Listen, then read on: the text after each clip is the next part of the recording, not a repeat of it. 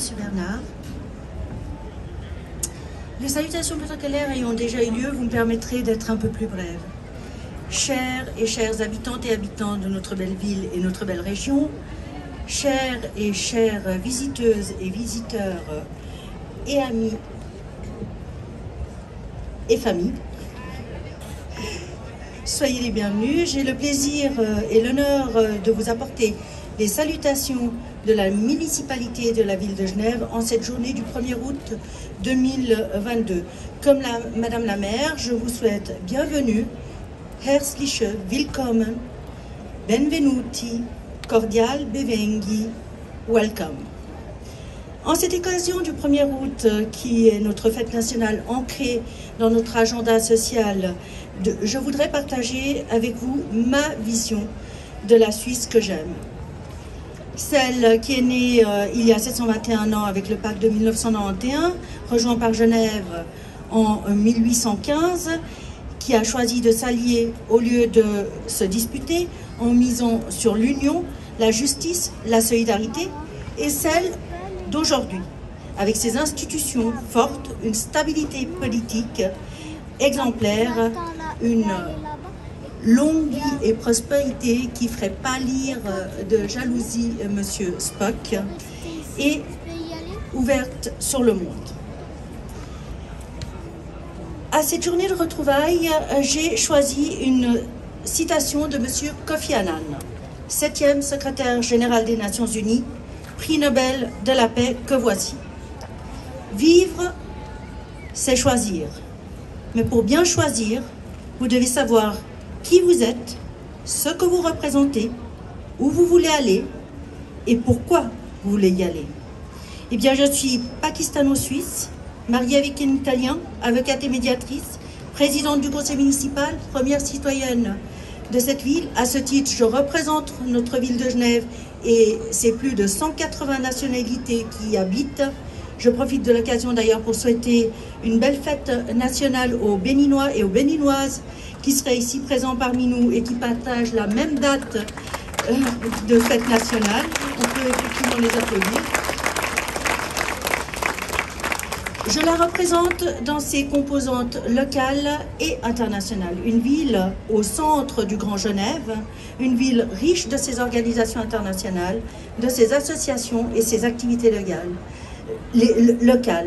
Et je veux partager avec vous mon amour pour ma Suisse et ses habitants. Voilà, ça c'était la partie la plus simple.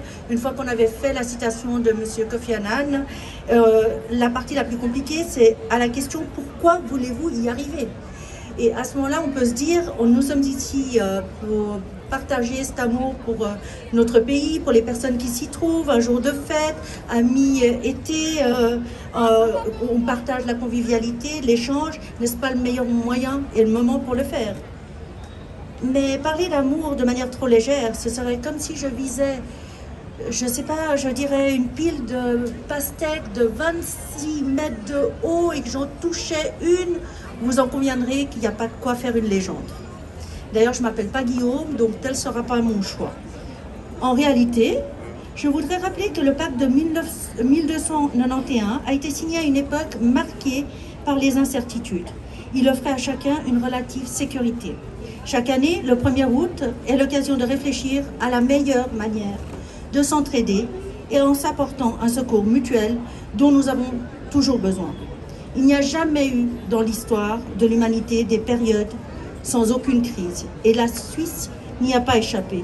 Notre pays s'en est toujours sorti en renforçant la solidarité, d'abord par l'élargissement de ce pacte sur des questions sociales et économiques, et ensuite en se tournant vers l'extérieur.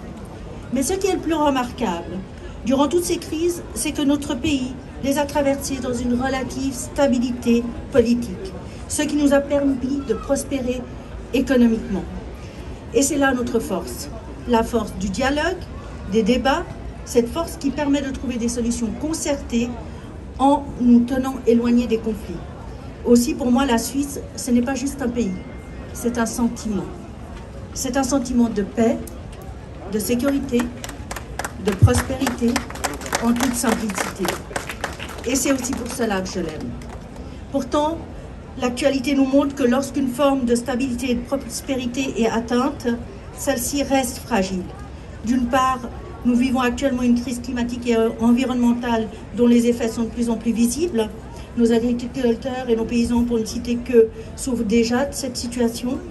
Un juste équilibre entre notre consommation responsable et nos ressources limitées, digne d'un talentueux funambuliste, doit être maintenu pour vivre dans un environnement sain. D'autre part, la précarité est aussi un ennemi de la stabilité politique qui est un socle nécessaire pour la base d'une économie saine. Ne dit-on pas « ventre affamé n'a pas d'oreille » ? En préambule, en effet, de notre Constitution, celle-ci stipule « La force de la communauté se mesure au bien-être des plus faibles de ses membres ». Pourtant, trop nombreux sont ceux qui vivent aujourd'hui en dessous du seuil de pauvreté dans un des pays les plus riches au monde. Cette situation ne s'est pas améliorée avec les récentes pandémies qui a créé des lendemains incertains pour de nombreux employés mais aussi patrons. Des solutions pour lutter contre la précarité existent. Certains prônent le repli sur soi, les récessions économiques, les divisions, alors que nous célébrons chaque année un pacte qui démontre la puissance de la solidarité, du partage et de l'union. Il est temps d'élargir ce pacte à la justice climatique et sociale et de le faire respecter. Quant à l'égalité, je dirais que le droit de vote de 1972, soit 681 ans après la première signature du pacte, l'égalité salariale votée il y a plus de 30 ans, qui n'est toujours pas appliquée, ces processus sont trop longs. Alors je veux bien respecter les traditions, mais des débats d'un autre siècle menés par des has-beens n'est plus à mon goût. Ma Suisse à moi, elle est capable d'innover, de comprendre que la moitié de la population a besoin de cette égalité, et l'égalité n'est pas un problème à résoudre, mais juste une justice à vivre. Enfin, la Suisse que j'aime est aussi une médiatrice d'une politique de paix. Elle s'engage pour promouvoir la dignité humaine à travers les dialogues et les actions. À cet égard, c'est un privilège que d'avoir le siège à Genève du Haut Commissariat des Nations Unies pour les réfugiés et un honneur d'avoir aujourd'hui parmi nous son digne représentant, M. Filippo Grandi, pour notre fête nationale. Les pièces maîtresses du droit international humanitaire, que sont les conventions de Genève, impose par exemple aux protagonistes d'un conflit armé de respecter un minimum d'humanité au regard de l'actualité. Ce rappel est essentiel. Ces engagements portés par des hommes et des femmes remarquables nous enrichissent, humainement et éthiquement d'abord, et pour les plus réfractaires aux valeurs humanistes, il sied de leur rappeler qu'elle nous est aussi économiquement favorable. En tant qu'habitante, on se doit de défendre les valeurs suisses et soutenir les personnes qui les portent, puisque ces valeurs contribuent à cette stabilité politique qui a fait la prospérité de notre pays. C'est pour l'amour de la Suisse que j'ai décidé de défendre ces valeurs. Je formule mes vœux aujourd'hui que vous choisissiez de défendre et de vivre ces valeurs ici et ailleurs. Je vous souhaite à toutes et à tous, ainsi qu'à votre famille, vos amis, vos proches, une joyeuse fête. Vive la ville de Genève! Vive Genève, vive la Suisse, long live Switzerland, et une fois n'est pas coutume, je vais vous le faire en ourdou, ça vous arrivera peut-être jamais plus, hein. Switzerland, Zindabad, et vive la paix dans le monde. Je vous remercie.